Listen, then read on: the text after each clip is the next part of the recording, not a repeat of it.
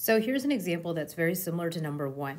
Remember, when we're finding the inverse, the first thing we're going to do is replace f of x with y. So we have y equals the cube root of x plus 3 minus 4. Remember, now in order to find the inverse, we need to switch x and y. So this is going to now become x equals the cube root of y plus 3 minus 4.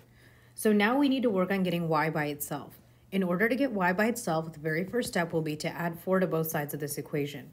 So when we add 4 to both sides of this equation, we get x plus 4 equals the cube root of y plus 3. So now we need to still work on getting y by itself, but y is under that cube root, right? So remember, now we can't do anything unless we first get rid of that cube root by cubing both sides of this equation.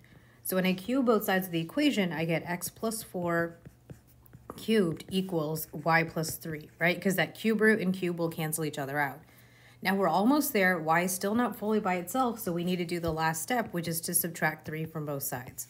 So when we subtract 3 from both sides, we get x plus 4 cubed minus 3 equals y, and so that's our inverse function, right? So remember, since this is a function, we can write it using inverse function notation, and so that's x plus 4 cubed minus 3.